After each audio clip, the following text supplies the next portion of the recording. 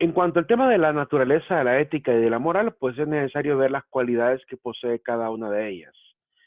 Hay pues algunas diferencias, ¿verdad? Comparten también una que otra característica, así que vamos a intentar ver esta diferenciación a partir de sus cualidades. La primera que veremos, pues primero decidir, ¿verdad? Ya hice la pregunta anteriormente, pero ahora lo vamos a ejemplificar. ¿Qué fue primero, la ética o la moral? Un compañero de ustedes decía la vez pasada que primero fue la ética, ¿verdad? Y después la moral. Y es que como planteamos, pareciera pues un dilema semejante al tema del huevo y la gallina, ¿verdad? Donde pareciera que la ética está fundada en la moral, pero pareciera también que la moral es imposible que exista sin la ética, porque la reflexión moral es la que tendría que ir originando reglas, y a la vez pareciera que las reglas son la manera para poder ejercer esta reflexión moral. Pero si lo vemos desde el punto de vista de la naturaleza humana y de la lógica del sentido común, mejor dicho, de la vida humana, podríamos ejemplificarlo de la siguiente manera. Imaginen ustedes que cada acto pues tiene que ser juzgado como un acto bueno o un acto malo. Ahora imaginen ustedes que de repente hay un victimario y una víctima en ese acto, donde el victimario lastima, ¿verdad? O asesina a una víctima. Ahora bien, si la víctima, ¿verdad? Es lastimada o asesinada, quien va a triunfar va a ser el victimario si no hay justicia. Por otro lado, la víctima tiene algunas alternativas. Esa víctima, después de sufrir, podría seguramente contar su dolor a otras personas. Estas personas se sentirían empáticas con lo que les sucedió y pensarían, ¿y si a mí me hubiera tocado, qué me gustaría que hiciesen conmigo los demás? Que me dejaran solo, que me apoyaran. Entonces, eh, tienen que tomar una decisión y empiezan a reflexionar sobre este acto del sufrimiento. Ahora, si la víctima muere, ¿verdad? En este caso serán otros los que van a sentir el sufrimiento. Y este sufrimiento también lo van a seguir compartiendo, ¿verdad? A los demás. Por lo cual, en este círculo de compartir la experiencia de la víctima que ha sufrido el acto, pues llegará obviamente un momento en que la sociedad empezará a repasar. ¿Qué hacemos? ¿Cómo nos quitamos de encima a este tipo? O cómo le damos un escarmiento? Entonces, a partir de ahí, ellos tendrán que tomar una determinación. Y para tomar la determinación, tienen que reflexionar. Después de sacar esa reflexión, llegarán seguramente pues a exigir un cambio, a exigir una prevención y van a empezar a generar normas, normas que con cierto grado de obligatoriedad o de fuerza tendrán que ponerse a funcionar. Una vez redactada la norma, pues formulan leyes, penas, ¿verdad? Incluso la fuerza que se encargará de hacerlas cumplir, la parte judicial. Después de ello vendrán pues ya con las leyes establecidas se podrán juzgar actos semejantes y una vez juzgado el acto se va a calificar al victimario, calificado después el victimario pues se le va a sancionar conforme a ley y una vez sancionado conforme a ley aquel victimario que había sido pues triunfante en esta ocasión pues va a recibir, deja de triunfar y se convierte pues en alguien que va a tener que sufrir una pena equivalente proporcional a la medida de su acto. Y una vez que haya sufrido este castigo o esta pena, pues generarás en cierta manera cierto grado de estabilidad social hasta que ocurra un nuevo crimen con otro victimario. Entonces, en este círculo que estamos viendo de la relación entre el victimario, la víctima, la gente que sufre, sea la víctima o los parientes, la gente que reflexiona, la que establece leyes, podemos empezar a ver ya algunos momentos en los cuales pues ya podemos detectar cuándo surge la ética y cuándo surge la moral. Entonces quiero que me respondan a partir de este ejemplo, ¿dónde aparece la ética y dónde aparece la moral? Son los conceptos que vimos anteriormente. ¿Opiniones? ¿En qué momento aparece la ética en este círculo y en qué momento aparece la moral? Vamos a ver, opiniones.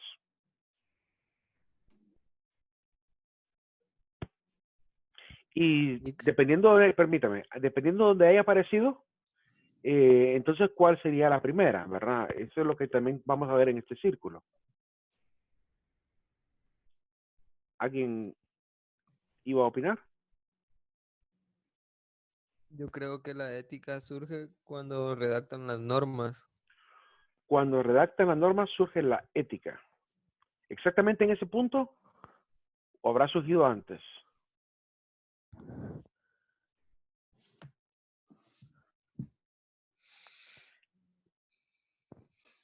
¿Alguna otra opinión?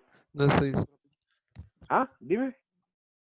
no estoy seguro, tal vez en la reflexión, En la por medio de reflexión. la empatía que sintieron las demás personas por lo que había pasado a la víctima. O, Excelente, Ludwig. Exactamente. En el momento preciso en que las personas empiezan a reflexionar, utilizando su sentido común, donde habitan las primeras normas, que es la norma del sentido común, ahí aparece realmente la ética.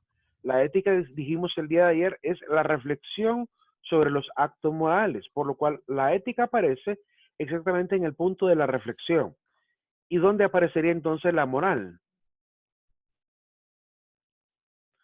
¿Dónde aparecería la moral? Dijimos que la moralidad es, la moral es el conjunto de normas establecidas a nivel social, ¿verdad? Con la finalidad de poder procurar el orden, la armonía o la estabilidad social misma. En este sentido, ¿en qué punto aparece entonces la moral? ¿En cuál de todos los pasos que pueden ver ahí? Cuando juzgan los actos de él. Cuando juzgan los actos o un poco antes. ¿Recuerda el concepto? Donde redactan las normas y formulan la ley y la pena. Exactamente, ahí aparece la moral. Se redactan.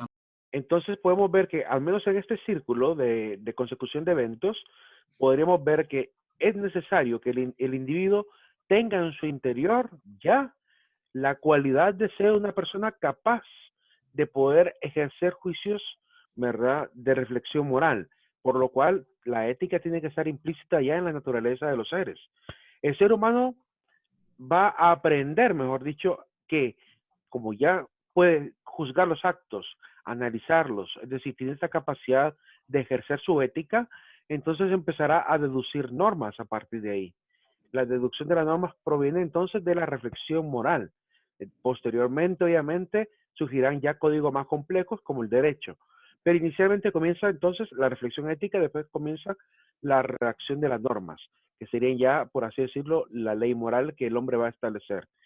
Eh, no quiero decir con esto que la reflexión sea perfecta.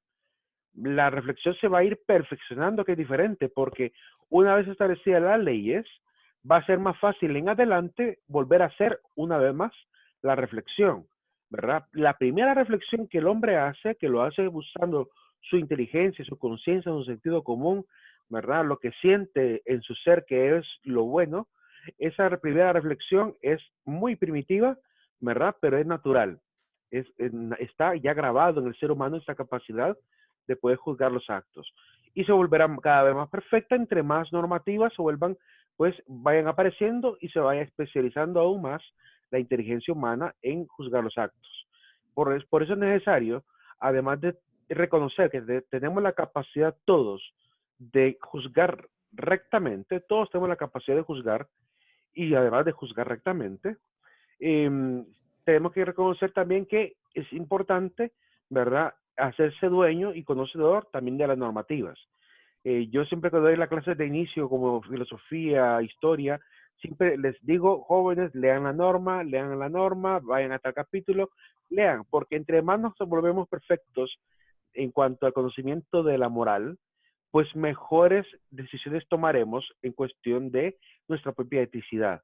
Entonces, el conocimiento moral es importante. Así que como ciudadanos tendríamos que conocer un poco de las leyes civiles, las leyes penales. A nivel religioso deberíamos de conocer perfectamente todo lo que sería pues el tema del pecado, ¿verdad? Para poder tomar mejores decisiones. Entre más dueños nos hagamos del código moral de una institución o una organización, mejor vamos a hacer para poder ejercer el derecho de juzgar las cosas con rectitud. Ahora, la naturaleza de la ética y la moral pues se puede definir a través de características y veamos las siguientes. Primero, la naturaleza de la ética. La hay una diferencia clara entre los problemas que va a estudiar la ética y los problemas que va a estudiar la moral. Entonces quisiera mencionar cuáles a nivel general, porque son muchísimos, pero algunos de los temas principales, ¿verdad? Son los que la ética toma como problemas de estudio, ¿verdad? Y algunos problemas también de carácter moral. Primero, en cuanto a el problema del bien y del mal, ¿verdad? La ética intenta entender, por ejemplo, la diferencia entre el relativismo moral y el universalismo moral. ¿Las leyes tienen que ser universales o son particulares? ¿Cada quien la aplica según su modo o todos deberíamos de esforzarnos por obtener una sola ley de carácter universal? ¿Quién define lo que es bueno y lo que es malo? ¿Cómo saber que algo es realmente bueno y cómo saber que algo realmente es malo? Objetivamente, ¿de dónde proceden los criterios de valor para poder ejercer este juicio de afirmar que algo es bueno y algo es malo?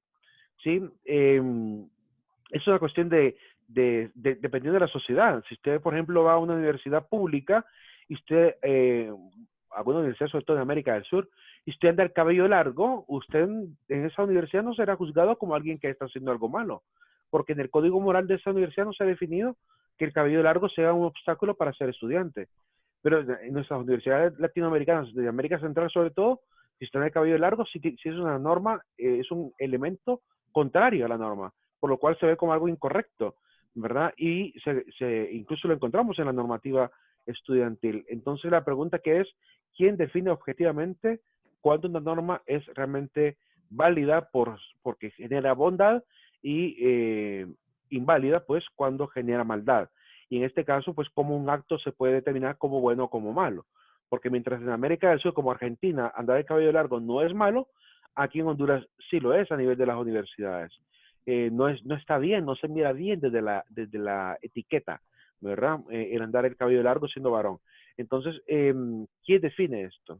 ¿Verdad? ¿Cómo podemos estar seguros de que realmente esa norma es válida? ¿Dónde realmente están cumpliendo con la norma de manera más justa? ¿Verdad?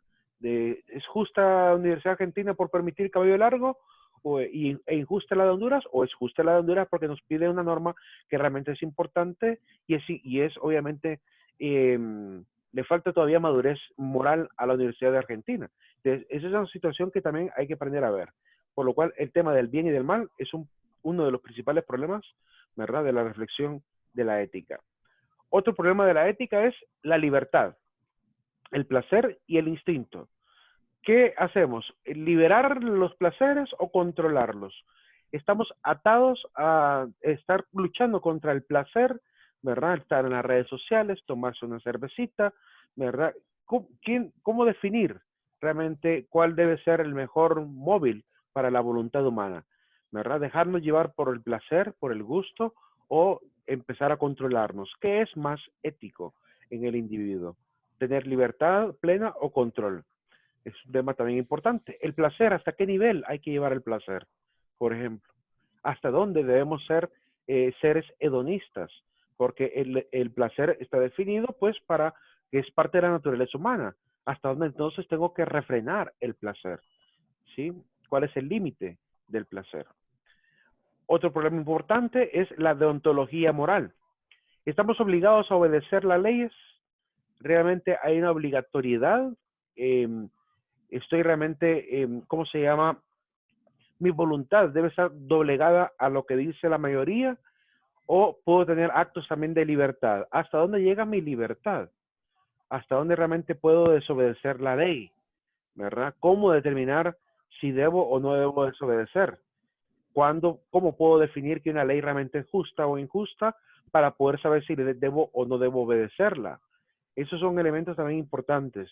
Tener la medida, la capacidad de juzgar nuestro deber frente a las leyes que establezca un determinado régimen, ¿verdad? Es un elemento también importante, porque ya hemos visto que hay sociedades donde han habido códigos morales muy complejos, como en el caso, por ejemplo, de la Francia, ¿verdad?, del siglo XVIII, que tenían un código moral muy, pero muy complicado, en función de ayudar y beneficiar a la monarquía, a la clase noble, y después aparece un cúmulo de ciudadanos que deciden cambiarlo todo, darle vuelta al tema, incluso hasta terminan guillotinando a los nobles y a los monarcas, ¿verdad? Porque terminan cambiando el código moral, ¿verdad? Definiendo que no estaban obligados a obedecer a este tipo de gente que explotaba al pueblo y le cambian completamente el sistema, ¿verdad? Entonces, ¿cómo saber y qué medida tener para saber cuándo es que hay que hacer ese tipo de cambios sociales, ¿verdad? Porque podemos decir en cierta manera que el cambio que hubo en Francia, pues en cierta manera fue más o menos para bien. Y digo más o menos para bien porque obviamente al caer en la República pueden haber gobiernos buenos como gobiernos malos, ¿verdad? Cosa que también en el absolutismo ha existido. Ha habido reyes buenos y reyes malos, ¿verdad? Entonces, cambiar o no cambiar el sistema moral es un tema también importante que podemos reflexionar. La axiología y los axiomas. ¿Cuál es la jerarquía de los valores? ¿Qué valor es más importante que otro? ¿Cómo definir la escala de valores en mi vida? Ya veremos un poquito de axiología, que es la ciencia de los valores, ¿verdad? ¿Los valores tienen un origen emocional o un origen racional? Ese es un dilema bien interesante, ¿verdad? Volviendo al ejemplo anterior de cómo surgió la ética y la moral, lo que generó la reflexión moral, ¿qué fue? ¿La parte emocional o la parte racional del acto? ¿Verdad? ¿Qué motivó a la gente a reflexionar sobre los actos de la víctima, del victimario? ¿Verdad? ¿Y qué les llevó y les forzó a que generar leyes o a exigir leyes? ¿Sí? ¿Una parte emocional o una parte racional o ambas? ¿Verdad? ¿Cuál de las dos, verdad, se impone ante la otra? 5, el tema de la diversidad de sistemas morales. ¿Cuál de todos los sistemas morales realmente es válido? Por ejemplo, ¿cuál de todos los sistemas morales de las religiones es válido? ¿Qué criterio puedo tener yo para poder escoger una norma, ¿verdad? Y decir que otra es contraria? ¿Qué decir a respecto, por ejemplo, del código moral de las religiones? ¿El cristianismo tiene la razón? ¿El islamismo tiene la razón? A nivel del código moral, ¿el legalizar el aborto es válido o es inválido? ¿Quién define el sistema moral al final, verdad? ¿Y cuál de todos realmente sería el ideal? 6, también el problema del fin y los medios, ¿verdad? Ese problema que aparece desde el pensamiento de Nicolás Machiavelli en la obra del Príncipe, ¿verdad? Genera obviamente la idea del utilitarismo moral, ¿verdad? Donde yo justifico, ¿verdad? Mis acciones morales en función de alcanzar un fin mayor. Entonces, el mandatario es capaz de provocar la guerra si con eso va a controlar la paz, si al final terminará dominando o teniendo el control de su gobierno, ¿verdad? Entonces, obliga a la gente a luchar.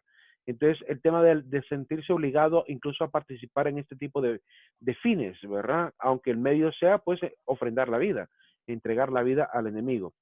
De hecho, algunos filósofos se van a dedicar a reflexionar sobre este sistema. En la obra del contrato social de Jean-Jacques Rousseau, él dice que la guerra, al final lo que termina siendo es una lucha entre desconocidos, que no tienen ninguna finalidad de matarse unos a otros, pero que movidos por la ambición o gusto del mandatario terminan enfrentándose como si ya se hubiesen conocido. Entonces la guerra para él es un absurdo porque en vez de enfrentarse a los que tienen realmente el conflicto, mandan a enfrentar a gente inocente que termina ofrendando la vida por algo que ni siquiera logra entender para qué va a ser. Entonces, el tema de la guerra se vuelve un tema también importante, ¿verdad? En cuanto a esta reflexión sobre el fin y los medios, ¿verdad? ¿Es necesario realmente irnos a la guerra o hay otras formas de poder evitar un conflicto, ¿verdad? ¿Por qué utilizar al ser humano al ser común como que fuese un peón y fuese todo un ajedrez mundial, donde yo que tengo el poder lo obligo a participar de un sistema, ¿verdad? Pues que vemos desde el punto de vista de la historia como injusto, ¿sí? Obligar a alguien a combatir contra otro ser humano que no conoce, ¿verdad? Por una causa que no va a entender, ¿verdad? Eso obviamente desde el punto de vista del utilitarismo moral, ¿verdad? Es bastante llamativo de reflexionar y que obviamente pues muchas pasiones, porque hay gente muy patriótica que dice, no, hay que inculcar ese sentimiento de morir por la patria. Y hay otros que, aún patriotas, ¿verdad? Que entendemos que es un acto irracional mandar a morir a la gente por una causa que perfectamente se podría negociar en una mesa. ¿Sí? Entonces, estos detalles que entran como parte de las problemáticas éticas y morales también son importantes para la reflexión. Otro problema de la ética, el problema del carácter. el tema de qué es el carácter, cómo se cultiva, específicamente, ¿solo hay un tipo de carácter o hay varios tipos de carácter? Porque si se fijan, en el temario hay un tema que se llama el carácter y el carácter trascendental. Entonces estamos hablando de dos tipos de carácter. ¿Cuál es la diferencia entre estos dos caracteres? Y sobre todo, ¿cómo se puede cultivar un carácter trascendental? ¿Para qué serviría un carácter trascendental? ¿Verdad? Y por qué tendríamos que hacer trascender el carácter. Un segundo problema sería el tema de la integridad. ¿Qué significa ser íntegro? ¿Verdad? ¿Qué significa apropiarnos de todas las virtudes, de todos los valores, para volvernos realmente íntegros? 3, el problema de la urbanidad y la higiene. Un tema también que debe ser muy estudiado porque de esto depende grandes detalles importantes, como el tema de, ahorita en plena pandemia, ¿verdad? El tema de la urbanidad y higiene es importantísimo. ¿Por qué? Porque de los hábitos de la ciudadanía depende el éxito de poder salir o no salir de la pandemia, ¿verdad? Por lo cual el tema de la urbanidad y higiene no se tiene que descuidar. Tanto el tema de la parte, sobre todo el tema de la higiene, ¿verdad? En una sociedad como la nuestra, donde la gente no tiene muchos cuidados respecto al tema de higiene, pues es un tema muy importante también y se vuelve un problema social, ¿verdad? Hacer que la gente entienda la importancia de la higiene.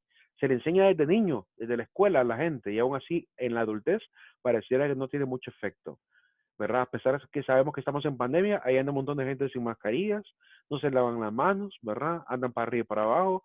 No entendemos realmente la importancia de la higiene, no hemos aprendido todavía en la historia lo que realmente es. En parte se debe pues a la falta de cultura de las mismas personas, pero tiene que haber un esfuerzo, ¿verdad? Redoblar el esfuerzo ciudadano de parte del Estado para poder formar a la gente en las normas de urbanidad e higiene.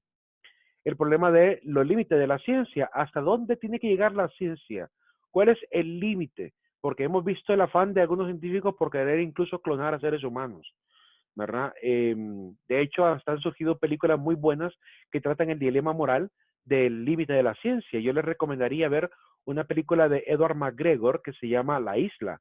Si no la han visto, búsquenla, ¿verdad? La Isla. Es un tema que habla sobre el tema de la clonación, ¿verdad?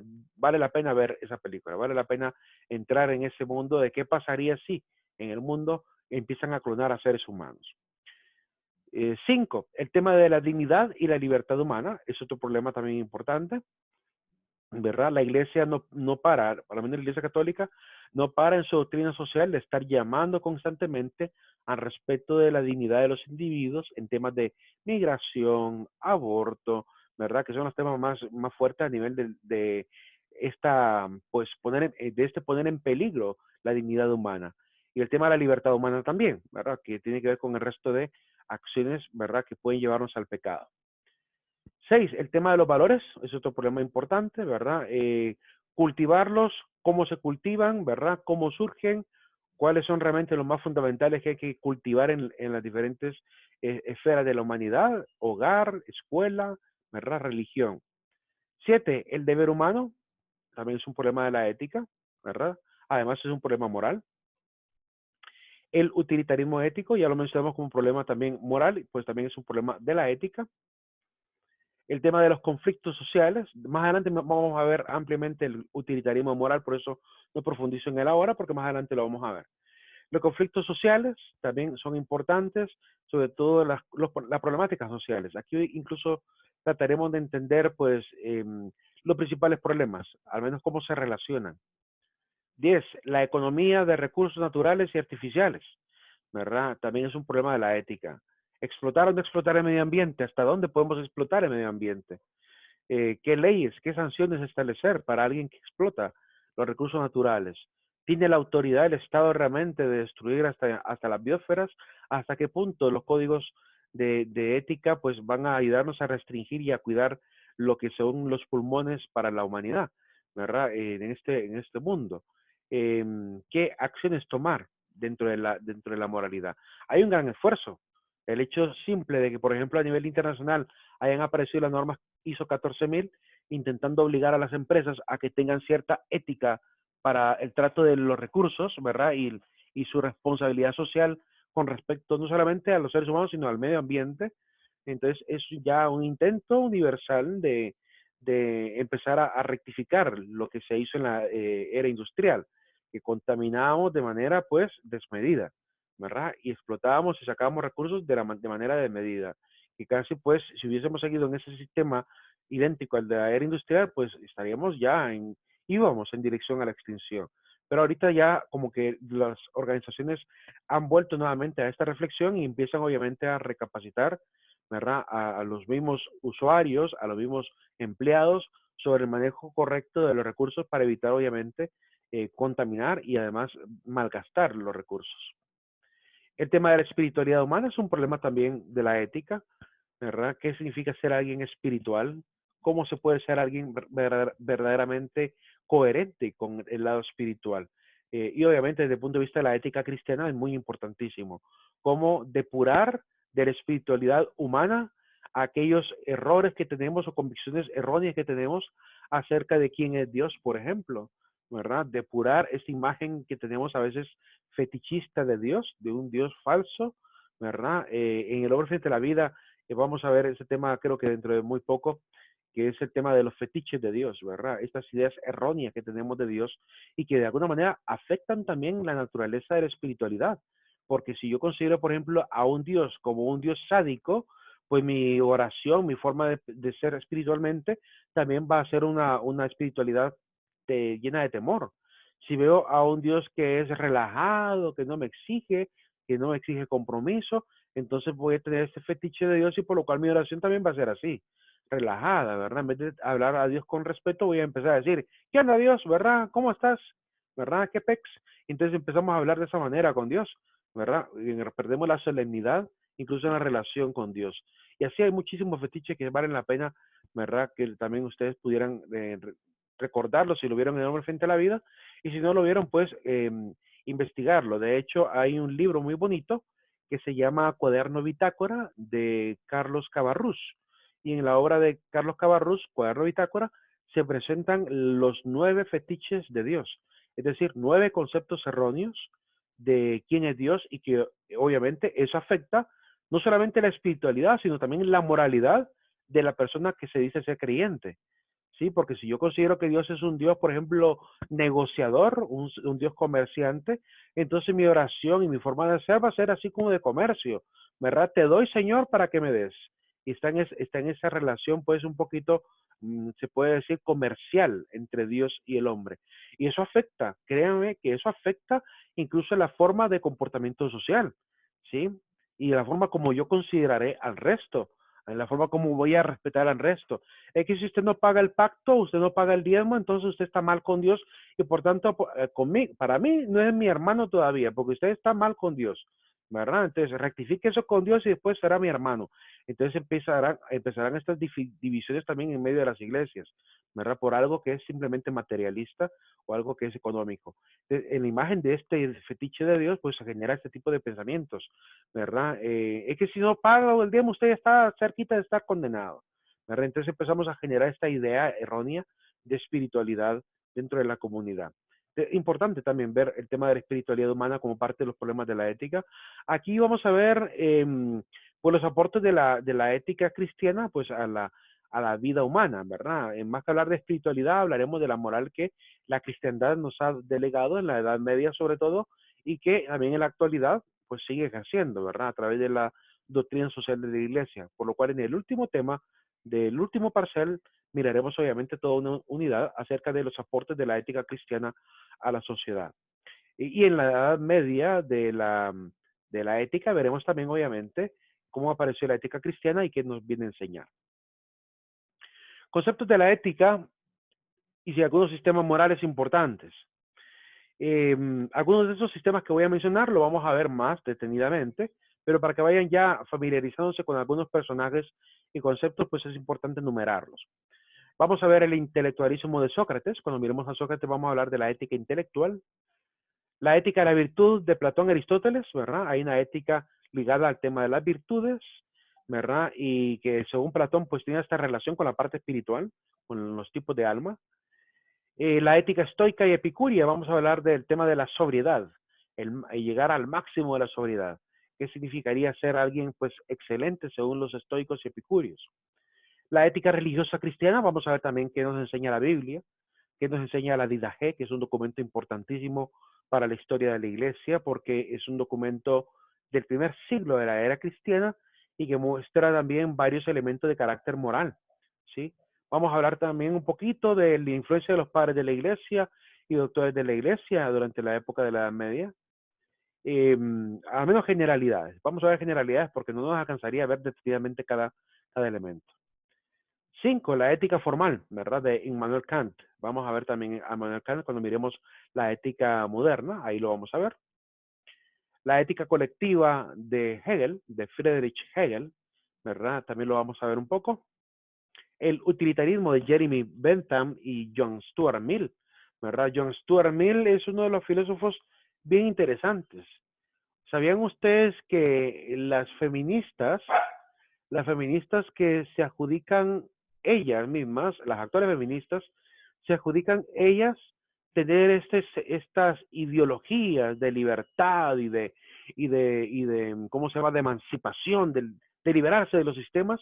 Creen ellas que ellas son las que han generado estos sistemas que les permite a ellas imponerse y de esta manera pues alcanzar sus fines como colectivo. Ellas creen ser las que originaron esto. Sin embargo, una famosa ex feminista que se llama Sarah Winter es una ex feminista que actualmente se salió del grupo Femem, que es uno de los movimientos más radicales del feminismo de la tercera ola, y ella saliéndose de Femem, pues ahora se dedica, se salió, se hizo cristiana católica, se convirtió, ahora es provida. Después de ser de las que salían a la calle a quitarse el brasier, a pedir el aborto, ahora es una ex feminista, ¿verdad? Que es ultracatólica. E incluso trabaja para un gobierno conservador como el gobierno de Brasil, que se llama, se me escapa el nombre del presidente actual de Brasil. Ya me voy a acordar el nombre de él. Bolsonaro. Ella trabaja para la defensa y ayuda de la mujer que sufre casos de violación, problemas de embarazo, falta de trabajo, maltrato conyugal. Ella se dedica ahora, dice ella incluso, cuando yo era feminista, nunca ayudé a una mujer. Solo era la bulla de que vamos a ayudar a la mujer y todo. Solo era el relajo. Y nunca, siendo líder, siendo pagada por todos los movimientos que vienen obviamente desde Estados Unidos, por todas estas grandes corporaciones que financian y becan a estas chicas para que propongan el aborto, que es un negocio redondo para la Open Society Foundation y también para la IPPFF, la IPFF, IPPF sería las siglas de la famosa Planned Parenthood. Pues ella destapó el gran escándalo, ¿verdad? Nos pagan por hacer y proponer aborto y jamás ayuda a nadie. Y ahora con Bolsonaro, pues ahora ella sí, ya obtuvo una cuota de poder y ahora sí puede hacer obras en función de la mujer y sigue siendo feminista, pero de las buenas feministas, de las que realmente ayudan a la mujer a salir de las circunstancias sociales dolorosas que les toca que vivir algunas. Y no solamente eso, les ayudan, les forman, si tienen problemas para trabajar porque tienen que cuidar al niño, les generan guarderías para que los niños puedan estar ahí mientras las mujeres puedan desarrollarse. Esa es la labor que realmente tendrían que estar haciendo los movimientos feministas. Pero no, ella dice que no, cuando ella era parte de Femen, de hecho hay fotografías de ella cuando salía a la calle con las florcitas en el cabello, la pintura en los pechos, ¿verdad? Y salía a la calle a hacer pues toda la revolución. Ella ahora pues se dio cuenta de la circunstancia y la farsa. Y ella destapó diciendo de que no son las feministas actuales las dueñas de la ideología de libertad que ella está tratando de proponer. Que ellas no saben, ni siquiera se han dado cuenta que la verdadera ideología de libertad nació con John Stuart Mill. De hecho, hay un ensayo muy bonito de John Stuart Mill, yo tengo el librito por acá, que se llama Ensayo sobre la libertad, de John Stuart Mill. Se lo recomiendo. Les recomiendo leer esa pequeña obra. Se llama Ensayo sobre la libertad. La editorial Fontana sacó la versión de esta obra en el año 2011. Es una obra chiquitita. Apenas tiene, de un librito chiquitito, del tamaño de una Biblia pequeña, solo tiene 122 paginitas. Es bien chiquito el libro y es todo un discurso del pensamiento que genera este afán por la libertad. Así que dice ella, Las feministas no se dan cuenta que la ideología que sostienen de libertad fue puesta por un hombre. Y esa es la gran ironía, dice ella, del movimiento feminista, que las ideologías que generaron el pensamiento revolucionario provienen de hombres como John Stuart Mill. Pues sí, John Stuart Mill es un referente frente al tema de la libertad. En una época también difícil, que es una época pues del Imperio Británico, durante la época del famoso Imperio Británico que tenía prácticamente doblegada una gran parte de Europa y sobre todo del Asia Menor. Incluso hasta la India llegaron. India, llegaron hasta China, llegaron hasta Egipto, ¿verdad? El pragmatismo de Charles Sanders Peirce, de John Dewey y William James. También vamos a hablar de la ética pragmática más adelante también. Ahora, en cuanto a la característica de la ética, ahora sí veremos algunas características de la ética y la moral. Este era un pequeño preámbulo para empezar a diferenciar los problemas morales de los problemas éticos. En cuanto a las características, pues son las siguientes. Primera característica de la ética. Es racional. Es racional porque la ética está basada en una metodología lógica, sigue una secuencia.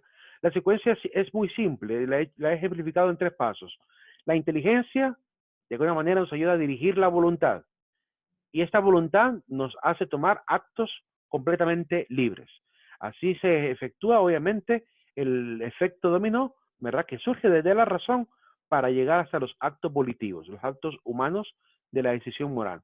Para poder ejercer el papel de la voluntad, obviamente requiere la deliberación. Y la deliberación, pues es este proceso racional, ¿verdad? Ejercido con el intelecto para poder realmente comprender causas, consecuencias, ¿verdad? De mis actos. Una vez que he deliberado moralmente, pues ya puedo perfectamente mover el timón de mi voluntad hacia los actos de libertad, ¿verdad? Y así me aseguro, una vez deliberado, me aseguro que todos los actos que realice no vayan a provocar en mí cierto grado de responsabilidad ni en los demás.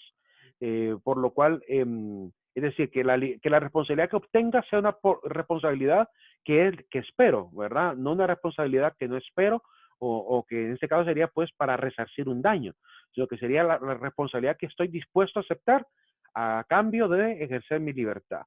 Entonces, cuando muevo la voluntad se ejerce este proceso simple de 3 pasos.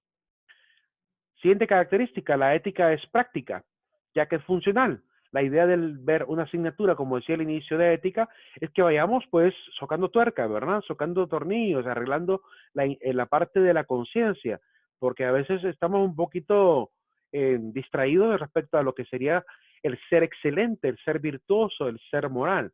Entonces es importante que la clase de ética despierte este afán, el afán de que nuestra ética primero sea reprogramada, ¿sí? Que realmente entendamos la necesidad de realmente ser alguien ético y que después de esto se convierte en actos. Es decir, que una vez cambiando nuestra estructura moral, nuestra conciencia ética, pues los actos obviamente también se vean transformados.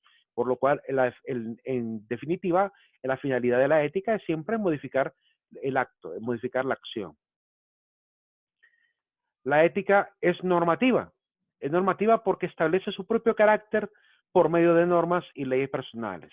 Ojalá y espero que el día de mañana usted salga de la carrera, ¿verdad? Vaya al trabajo y el día en que usted está a punto de partir de este mundo, se diga a usted mismo en su lecho de muerte, qué buena vida la que llevé, porque fui alguien recto, fui alguien que alcanzó la santidad, si es posible, a nivel espiritual también, alguien que vivió en santidad, que vivió con rectitud, que fue excelente, que fue virtuoso, que hizo lo máximo por ser un buen ciudadano, lo máximo por ser un buen padre de familia, un buen esposo, ¿verdad? Y que diga usted realmente muero siendo realmente ético, ¿verdad? Y no que esté en el hecho de muerte arrepintiéndose. Ay, lo que no hice con mis papás. Ay, lo que no hice con mi esposa. Ay, lo que no hice con mis hijos. Ay, lo que no hice con mi país y sociedad. No que al contrario, estemos satisfechos en el hecho de muerte de que tuvimos una buena vida y que nos vamos con la frente en alto, ¿sí? De que estamos conscientes de que hemos vivido como verdaderos héroes, ¿sí? Con esa ética bien guardada en cada acto que decidíamos. Ojalá, yo esperaría y anhelo que ustedes sean también parte de esos ciudadanos que se van de este mundo dejando marca, dejando huella por lo bueno que fueron, no por lo bueno que simularon, sino por lo bueno que realmente fueron, porque la bondad realmente no solamente se ve, la bondad también se siente, ¿verdad? Se percibe, es decir, se huele. La gente que tiene buen ojo, que tiene buen olfato, huele cuando alguien es transparente y ético de verdad. Cuando alguien simula la eticidad, eso se sospecha también, ¿verdad? Se siente. Como decía el padre Roel, cuando alguien de repente es hipócrita, se siente el tufo, decía el padre Roel. Se siente el tufo, ¿verdad? Aunque aparentemente sea muy santurrón o muy santurrona, se siente realmente que alguien no es ético. Por lo cual, importante, pues, dejar huella, que la gente sienta realmente que somos personas de bien, que hemos hecho las cosas correctamente, que hemos sido diligentes con nuestras responsabilidades y que hemos cumplido con las leyes también civiles y las leyes también religiosas. ¿Es científica la ética? Sí, es científica porque sistematiza, organiza, ¿verdad? Y está sujeta a comprobación. Elabora y verifica afirmaciones y juicios y utiliza una serie de teorías, ¿verdad? Que han sido sistematizadas. Y recuerden que la etimología de ciencia es esto, es conocimiento sistematizado respecto a un fenómeno. Por lo cual, la ética sí ejerce obviamente su papel de ciencia, ¿verdad? Y yo me atrevería a decir que la ética termina casi siendo una ciencia, aunque es una ciencia aplicada. En muchos momentos la ética enseña unos principios que son prácticamente perfectos. Los principios que mencionamos anteriormente, que no pueden ser, que son inflexibles porque son ideales, y son ideales porque son perfectos, es decir, que no hay que cambiarle nada. Por ejemplo, el principio de dignidad. ¿Qué le podemos cambiar al principio de dignidad? Sí, que dignidad es dignidad y eso se valora por lo que es, ¿verdad? Y la persona se valora porque posee la dignidad. No hay que cambiarle nada al principio de dignidad. Por lo cual, desde el punto de vista de la aplicación de la parte social, pues es una norma, diríamos, pues perfecta, ¿verdad? Que obviamente incita más bien a la perfección, que lleva a la perfección, al perfeccionamiento de las acciones humanas. La ética también es objetiva, ¿verdad? Evita el sentimentalismo. Yo en esta característica, cuando doy ética médica, les he dicho a los chicos y les muestro algunas imágenes de algún médico de repente, así como que pensando antes de poner una inyección, ¿verdad? Que de repente vea a un niño llorando, que no quiero que me pongan la inyección. Pues ahí el médico tiene que aprender a vencer el sentimentalismo, de decir, ay, pobrecito, mejor no lo inyecto. No, tiene que ver también el fin de esta situación. Aquí sí es que el fin va a justificar el medio, porque si la finalidad de la inyección, aunque tenga dolor, es sanar a la persona y provocarle un bien mayor, ¿verdad? Por el principio del bien mayor, que es un principio de la ética también, sí tiene que aplicar. Tenemos que aprender a vencer el sesgo, a vencer esta imagen errónea a veces que tenemos de la realidad, que pretendemos verla con mucho sentimentalismo y empezar a actuar conforme al deber, porque el deber también es más importante que el sentimiento, ¿sí? Si yo sé que a alguien tengo que darle un derecho, se lo doy, aunque de repente me caiga mal, ¿verdad? Y tengo que ser justo en ese sentido. El sentimiento puede ser útil, sí, pero para la comprensión nada más del contexto, para entender y ayudarnos a la deliberación moral, pero al final la deliberación siempre va a ser objetiva, siempre va a ser racional, ¿verdad? Por lo cual, aunque haya revisado el sentimiento que produce, la lástima que produce una persona, como el caso que les platicaba de Alexito, ¿verdad? De este padre que robó y que quería robar, mejor dicho, y pues ahí hubo un cambio de personalidad, de sentimiento quizá en que juzgó el hecho y se le perdonó la situación, ¿verdad? Porque obviamente hubo una deliberación moral, hubo una objetividad clara y ayudó obviamente a liberar a esta persona. Pero solamente para eso sirve el sentimentalismo, para ayudarnos a ver todos los elementos, todas las aristas de un fenómeno y tomar la mejor decisión siempre. Pero cuando toca que vencer el sentimentalismo para poder ser rectos. La ética es imperativa. Es imperativa porque obliga. De hecho, algunos filósofos hablan mucho del imperativo, como Immanuel Kant. Más adelante vamos a ver el imperativo categórico de Immanuel Kant, ¿verdad? Y nos obliga en este caso la ética porque la lógica nos llama así. Para la mente del hombre hace, ¿qué? 50 años atrás, 70 años atrás, la mujer no tenía derecho a voto. En Honduras creo que el presidente que va a permitir el derecho a voto, bueno, en la época de Carías no permitió que la mujer votara. Estamos en los años 40, ¿verdad? Del año 39 en adelante, y Carías no permitió realmente la elección, el voto de la mujer. Va a ser después que se le va a dar a la mujer este derecho a la elección. En la mentalidad de estos hombres, de los años 40 para atrás, la mujer no podía participar en política porque desde el punto de vista incluso de la cultura, la mujer no se formaba en escuela, en colegio, no iba a universidades, solamente estaba ligada al tema matrimonial y al tema del hogar. Entonces, obviamente no podía participar en política porque según la mentalidad que en el momento la mujer no estudiaba y por tanto no tenía las habilidades racionales, se puede decir, para poder tomar una deliberación y votar correctamente. Pero después obviamente se tiene que dar el valor, ¿verdad?, del voto a la mujer y se cambia la mentalidad, porque la lógica nos terminó obligando, ¿sí? El derecho a voto no tenía que ver más allá, no era necesario ser realmente de una universidad para poder elegir, ¿verdad? Cada ciudadano puede perfectamente elegir y de hecho entre los mismos hombres, algunos están bien formados, otros están mal formados y aún así todos los hombres ejercían el derecho a voto. Entonces la lógica de la elección termina modificando la conducta y nos termina obligando también a dar voto a las mujeres, ¿verdad? Y gracias a Dios que realmente ha sido así, el hombre ha tenido que ir modificando muchas estructuras, ¿verdad? Y algunas serán para bien y hay unas otras que hoy en día están gestionándose a través de estas ideologías de pensamiento de izquierda que no necesariamente van a ser tan buenas, ¿verdad? Que parecieran que llevan como lema la libertad, la liberación, ¿verdad? Del poder hegemónico del hombre o el patriarcado, como dicen las feministas, pero no todo realmente puede ser realmente muy objetivo también. Hay que tener cuidado porque algunos derechos sí son válidos y la mayoría de derechos, yo digo que ahorita todas las mujeres tienen todos los derechos bajo el margen de la ley, ¿verdad? El único derecho que ahorita andan exigiendo es el tema del aborto, pero es que el problema del aborto no puede ser considerado un derecho porque es punible. Que quieran transformarlo es otra cosa, pero al menos todos los derechos normales para el desarrollo de la mujer están y la mujer perfectamente puede hacer uso de ellos. Por lo cual, yo creo que las causas de lucha justa ya se lograron en su mayoría. Pero siempre obviamente hay que ayudar a modificar la cultura de algunos hombres, ¿verdad? Porque en cierta manera sí todavía hay machismo, ¿verdad? Y es un fenómeno que hay que cambiar también. Falta todavía que modificar alguna mentalidad del ser humano. Bien, chicos, nos vamos a quedar ahí por el día de hoy. Que pasen muy buen día, chicos. Gracias, licenciado, igual. Gracias. Vamos. Sí, que licenciado. Bye, Malik. Ok, vemos. Gusto. Mañana. Nos vemos, Lick. Nos vemos, chicos.